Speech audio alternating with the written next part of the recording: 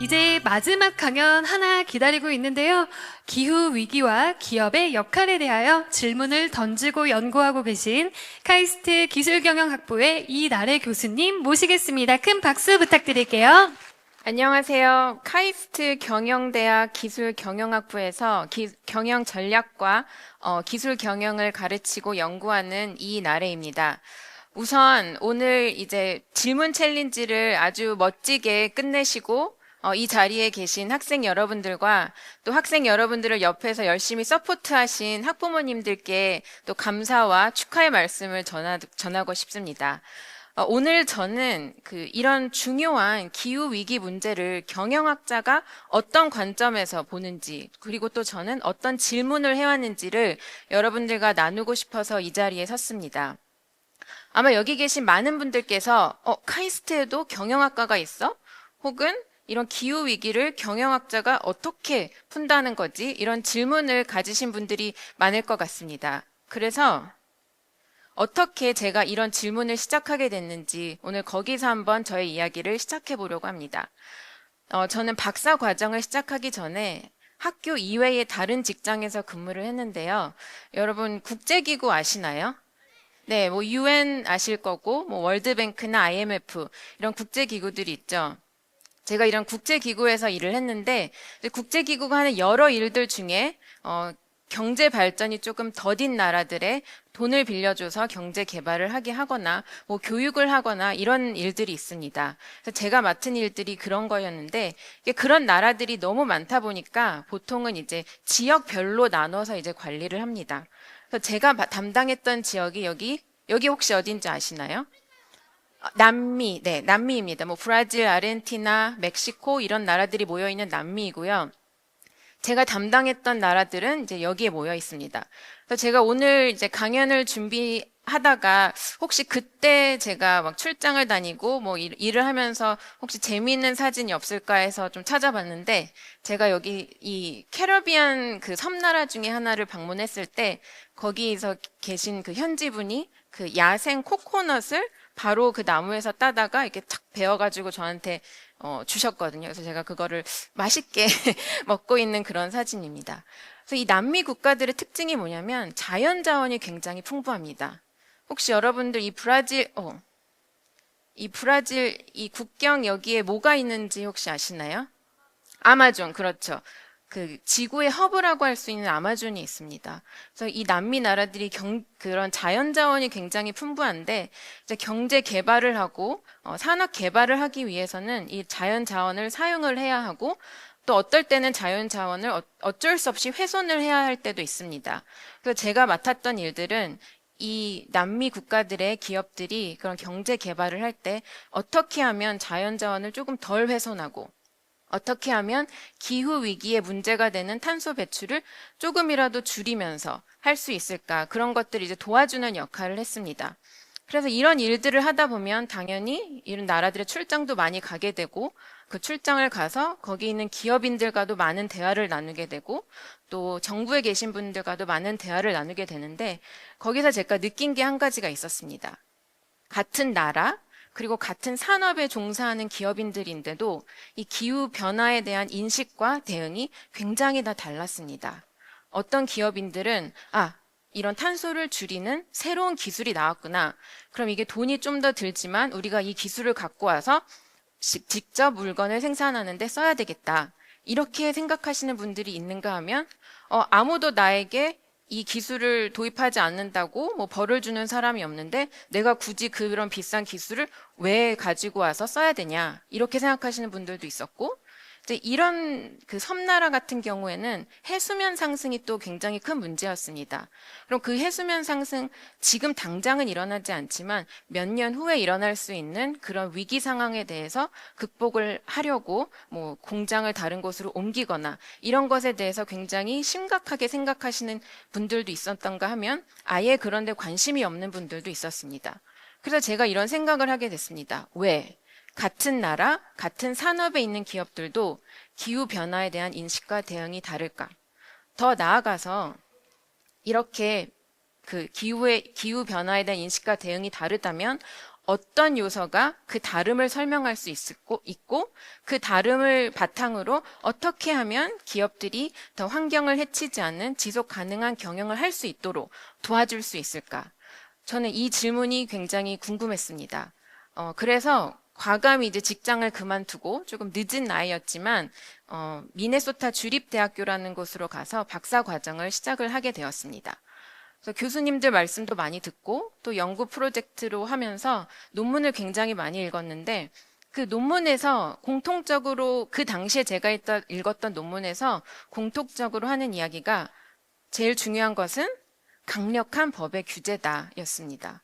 여러분들 법을 왜 지켜야 되나요?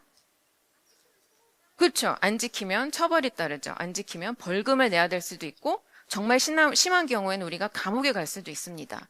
이제 환경 같은 경우도 우리의 자연 자원은 어느 누구 한 사람 혹은 어느 하나 조직이 소유하고 있는 것이 아닙니다. 모두가 함께 나눠야 되는 자원이기 때문에 이 자원을 심각하게 훼손하면 그것을 규제해야 되는, 그것을 벌을 줘야 되는 그런 법이 있습니다. 그래서 기업하는 사람들도 그 법을 지키지 않으면 감옥에 가거나 벌금을 내거나 이런 것들이 무섭기 때문에 그렇기 때문에 강력한 법의 규제가 기업들이 지속 가능 경영을 하게 하는데 굉장히 중요하다. 이런 논문들이었습니다. 그래서 제가 생각을 했습니다. 그렇다면 법이 그렇게 중요하다면 나는 그러면 좀 그 환경 규제, 환경 법에 대해서 연구를 좀 해야겠다. 그래서 박사 과정 동안에 굉장히 열심히 연구를 했고 제가 그 기후 위기 쪽에 관심이 있었기 때문에 그 각 나라별로 어떤 기후 법안들이 있는지 또 그런 것들을 연구를 하기 시작했습니다. 근데 기후 변화 같은 경우에는 이 기후 변화가 어떤 지구의 움직임 때문에 생기는지 아니면 우주의 어떤 움직임 때문에 그러니까 우리가 컨트롤하지 못하는 그런 것 때문에 생기는 건지 아니면은 인간이 만들어내는 그런 탄소 때문에 생기는 건지 어떤 것 때문에 우리가 지금 겪는 이 심각한 기후 위기가 생기는 건지 그것에 대한 아주 명확한 과학적인 팩트를 제공하는 그 시간은 별로 길지가 않습니다. 그래서 이 법안의 그 정도도 나라마다 굉장히 다릅니다. 이제 이 지도가 그 나라마다 다른 법의 정도를 상대적으로 비교하기 쉽게 나타낸 지도인데요. 이제 진한 색으로 갈수록 그 나라에 굉장히 강력한 기후 위기를 막고자 하는 법안이 있다는 뜻입니다. 그래서 여기 보시면 여기가 어딘지 혹시 아실까요? 이쪽이? 네, 유럽이죠. 네, 유럽 나라들은 좀 강력한 법안을 가지고 있는 반면에 여기 있는 나라들은 거의 그런 법안이 없고요. 우리나라는 한 중간 정도, 그렇죠? 우리나라와 미국은 한 중간 정도 되는 것 같습니다. 그런데 이렇게 강력한 법을 갖고 있다는 게 기업하는 사람들에게는 어떤 의미가 있을까요? 네, 그렇죠. 기업하는 사람들은 강력한 법을 싫어합니다. 왜냐하면 그 법을 지키기 위해서는 그만큼 생산 비용이 올라가게 되고 생산 비용이 올라가면 내가 소비자에게 팔 때 더 높은 가격을 매겨야 되죠. 근데 소비자들은 높은 가격을 싫어합니다. 그래서 기업하는 사람들은 이 높은 규제를 별로 좋아하지 않습니다. 그런데 우리 그 기업을 보면은 우리나라 삼성이나 현대 같은 기업도 보면 그 기업이 그 나라에서 시작했다고 해서 그 나라에서만 물건을 만드나요? 아니죠. 기업은 여러 나라에 골라서 생산을 하는 설비를 세울 수가 있습니다. 그 말은 곧 우리나라에 강력한 법이 생기거나 하면은 우리나라에 생산하지 않고 다른 나라로 생산 기지를 옮겨서 생산을 할 수가 있다는 거죠. 그래서 제가 그 처음 연구한 그 주제가 그런 주제인데 어떤 나라에서 더 강력한 그 환경 규제를 특히 기후 위기를 대처하기 위해서 더 강력한 법안을 세웠을 때 기업들은 자신의 생산 기지들을 딴 나라로 옮기고 혹은 그곳에서 수입을 하지 않고 다른 나라, 좀 더 규제가 낮은 다른 나라에서 그 수입을 한다는 그런 내용이었습니다. 그래서 이런 나라들을 그 규제가 낮은 나라들을 오염 피난처 혹은 폴루션 헤이븐이라고 불렀습니다.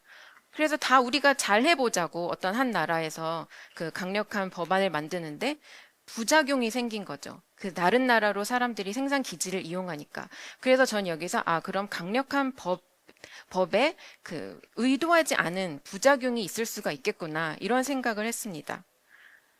그리고 다음으로는 아직까지는 계속 저는 법에 대해서 연구를 했습니다. 그리고 다음으로 제가 이제 생각한 거는 오염의 종류도 굉장히 다양하다라는 것이었습니다. 근데 최근에는 기후위기가 워낙 큰 문제로 다가오니까 우리가 기후위기에 대해서 굉장히 말을 많이 하잖아요. 근데 기후위기도 환경오염의 한 종류입니다. 그리고 다른 환경오염들도 있습니다. 예전에 여러분들은 아마 기억을 못 하시겠지만 오존층, 지구에는 오존층이 있거든요. 그래서 그 오존층이 점점 그 오존 구멍이 넓어지는 것이 문제다 해서 이 오존의 구멍을 만드는 그런 물질을 우리가 덜 써야 된다. 그래서 그런 것도 오염으로 규정이 됐었고, 또 혹시 산성비 아시나요? 네, 산성비도 문제죠. 그래서 산성비도 하나의 큰 환경 오염으로 사람들이 생각을 했었습니다. 이것처럼 시대가 바뀌면서 사람들이 중요시하게 생각하는 환경 오염도 다 달랐습니다.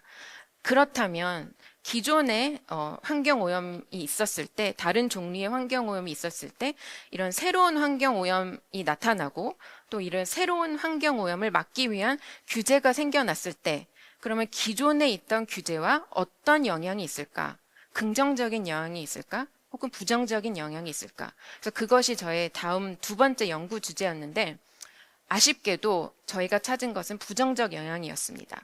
저희가 이 연구를 위해서 데이터를 모은 곳은 이제 미국이었는데 미국에서 캡 앤 트레이드라고 그 탄소 배출 거래권 제도가 새로 생겼습니다. 그래서 이 제도는 그 탄소를 배출하는 아주 좋은 제도입니다. 그리고 워낙 이 법안에 관심이 많았기 때문에 그 정부에서도 그렇고 그 다음에 시민사회에서도 그렇고 워낙 관심이 많았기 때문에 기업들은 당연히 이 새롭게 나온 법을 지키려고 노력을 많이 했습니다. 그래서 저희가 찾은 바에 의하면 이런 새로운 규제가 나타났을 때 탄소의 배출은 줄어들었습니다.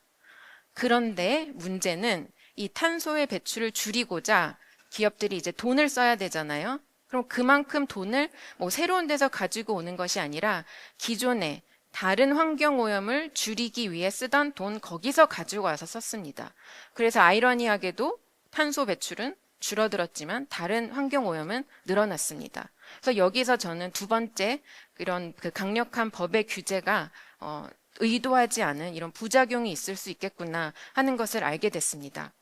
그래서 이렇게 자꾸 그 법의 부작용을 자꾸 이제 제가 연구를 하면서 발견을 하니까 그렇다면 규제가 정말 답일까? 규제 말고 다른 방식으로 기업들이 좀 더 친환경적인 경영을 하게 할 수는 없을까? 이런 생각을 했습니다.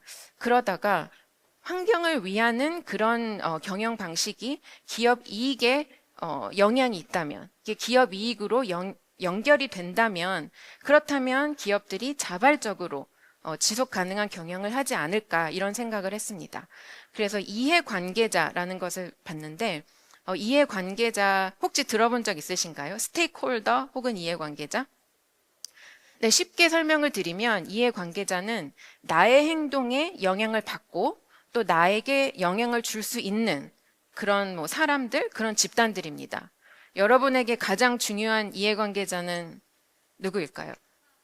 그렇죠. 엄마, 아빠죠. 엄마, 아빠, 부모님 너무 중요한 이해관계자이기 때문에 엄마, 아빠의 말 잘 들어야 되겠죠.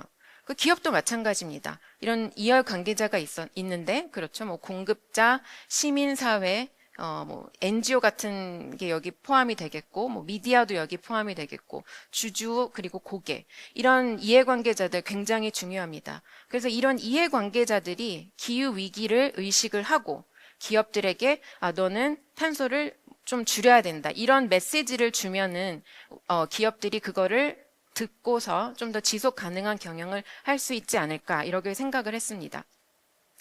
그래서 고객들이 좀 더 많은 고객들이 이제 탄소를 줄이고 좀 더 지속 가능한 경영을 하는 그런 기업들의 제품을 사주고 혹은 그런 기업들의 제품이 조금 비싸더라도 더 많이 사주고 이제 이런 행동을 볼 수가 있었고요. 또 최근에 굉장히 중요한 이해관계자로 떠오른 사람들은 종업원입니다. 왜 그럴까요? 네, 그렇죠. 직원이 회사가 아주 키 메시지가 저기 나왔습니다.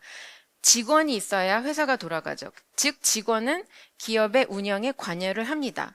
그렇기 때문에 이 기업들은 직원들을 상대로는 우리가 지속 가능한 경영을 하지 않지만 하고 있다고 거짓말을 할 수가 없습니다. 이런 지속 가능한 경영이 최근에 굉장히 많이 이슈가 되는데 아직 이 지속 가능한 경영이 그 정확한 그 정의라든지 아니면은 이거를 정확하게 정보를 전달하는 방식이라든지 이게 발달이 아직 되어 있지 않기 때문에 많은 곳에서 기업들이 지속 가능한 경영하는 척을 합니다. 그렇지만 이 밖에 있는 외부 이해관계자들은 알기가 어렵습니다. 그런데 내부 이해관계자들은 기업 운영에 직접적으로 관여를 하기 때문에 굉장히 잘할 수가 있습니다. 그래서 최근에 여러분 아마존 회사 아시죠? 네, 아마존 그 종업원들이 아마존 본사인 시애틀에서 아마존 경영진들에게 좀 더 지속적인 경영을 해라. 기후 위기를 초래하는 그런 경영을 하지 말아라. 라고 시위를 했었고요. 또 최근에 젊은 사람들 위주로 기업의 자신의 고용주들, 자신이 일하는 기업들의 기후 위기에 대한 대응 방식이 마음에 들지 않으면 이렇게 그냥 뭐 데모하고 뭐 프로테스트 하는 걸 떠나서 아예 그런 기업들에서 사직을 합니다. 그런 기업들을 떠납니다. 그래서 이런 현상이 너무 많아지다 보니까 그거를 현상을 일컫는 말도 생겼거든요. 그래서 기후 사직자들 혹은 클라이밋 퀴팅이라고도 합니다. 그래서 여기에도 제가 관심이 생겨서 이제 관련 연구를 또 하게 되었습니다. 되게 최근에 나온 논문인데요. 이 연구에 따르면 이제 고객들은 green product, 이 어떤 프로덕트가 기후 위기를 초래하지 않는다 혹은 덜 초래한다 이런 문구가 있으면 그 프로덕트를 그 상품들을 더 사려고 하고 또 재미있는 것은 그런 상품들을 사려고 할 때 그 상품들의 원산지를 꼼꼼히 봅니다. 그 어떤 원산지 어떤 곳에서 온 상품들을 더 사용을 하나 더 구매를 하나고 봤더니 더 강력한 기후 법안이 존재하는 그런 나라에서 온 상품들을 더 산다고 합니다. 이게 아까 이야기했던 거랑은 좀 다르죠. 제가 아까 오염 피난처, 폴루션 헤이븐 쪽에서 이야기했던 것은 이제 강력한 법안이 있으면 그 법안이 때문에 지켜야 되기 때문에 기업의 운영 비용이 올라가고 그렇기 때문에 더 고객들은 거기서 나오는 상품들을 덜 사용하지 않고 덜 구매하지 않을 것이라는 것이 그 예상이었는데 이게 그린 프로덕트 쪽으로 넘어오면 고객들은 오히려 그런 나라에서 온 제품들을 더 신뢰한다는 것입니다. 그래서 지속 가능한 경영에 관심 있는 이해관계자들의 또 긍정적인 메시지도 줄 수가 있었다는 것을 알게 되었습니다. 지금 여기는 저의 세 번째 질문이자 오늘 여러분들께 드리고 싶은 마지막 질문인데요. 제가 최근에 새로운 경험과 정보를 하게 되면서 많은 생각을 했습니다. 혹시 여러분들 여기에 보이는 이 사진 속의 이분 아시나요? 잘 모르실 것 같은데. 그럼 파타고니아는 아시나요? 그 옷 브랜드죠. 뭐 조끼를 팔거나 뭐 자켓을 팔거나 하는 옷 브랜드인데 이분이 파타고니아의 창업주이십니다. 이본 시나드라는 프랑스의 창업주이신데 최근에 이분이 굉장히 획기적인 결정을 하고 획기적인 행동을 보여주셨습니다. 그것이 뭐냐면 이분이 가지고 있던 이 회사의 지분을 그 기후 위기를 극복하는데 열심히 일하고 있는 어떤 단체에다가 다 기부를 했습니다. 그래서 그게 무슨 뜻이냐면 이제 파타고니아라는 이 회사가 물건을 만들고 물건을 팔고 그럼 거기서 이익이 나오잖아요. 그럼 그 이익이 이 창업주에게 가는 것도 아니고 이 창업주의 가족한테 가는 것도 아니고 이 회사에 투자한 투자자 회사에게 가는 것이 아니고 바로 기후 위기 극복을 위해서 일하는 그 단체에 가는 것입니다. 그래서 이분이 아주 멋있는 말을 했습니다. 지구가 우리의 단 하나의 주주이다. 우리는 투자자를 위해서 일하는 것이 아니라 지구를 위해서 일을 해야 된다. 그래서 여기서 이런 사회적 기업가들이 이제 점점 많은 분들이 사회적 기업가로 행동을 하시는 걸 보고 감명을 받았습니다. 그리고 두 번째는 B Corporation, B Corp 혹은 사회적 책임 기업이라고도 할 수 있는데 새로운 형태의 기업들이 많이 나타나고 있습니다. 그래서 이 B Corp이 기존의 기업들과 어떻게 다르냐면 이제 기존의 기업들은 뭐 사회적으로 의미가 있는 일을 해야 될 때 강제성이 없습니다.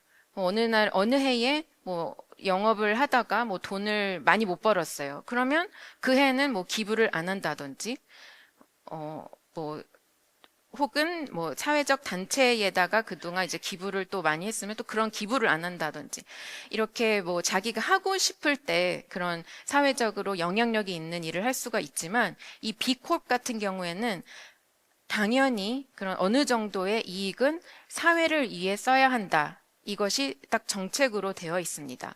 그리고 이게 한번 뭐 나는 이렇게 하겠다. 그러고 안 하는 것이 아니라 매년 검사를 받고 너네는 이번에는 이 달성을 못했으니까 우리가 비콥으로 인정을 해주지 않겠다. 이렇게 해서 이 비콥의 지위를 박탈당하기도 합니다. 그래서 이런 새로운 형태의 기업들이 나타나고 있습니다. 그리고 또 세 번째로는 또 새로운 형태의 혁신도 나타나고 있습니다. 이런 그 가치 절약 혁신에 종사하시는 분들을 보면 처음에 이제 이노베이션을 하고 처음에 혁신을 하고 처음에 발명을 할 때부터 나의 발명품은 사회적으로 선한 영향력을 행사를 해야 된다. 이런 아주 명확한 골이 있으십니다. 그리고 그 혁신은 뭐 대단한 혁신이 아닙니다. 뭐 노벨상을 받거나, 무슨 백만장자를 만들거나, 억만장자를 만들거나, 아니면 사회 유명인을 만들어줄 수 있다거나, 그런 대단한 혁신은 아닙니다.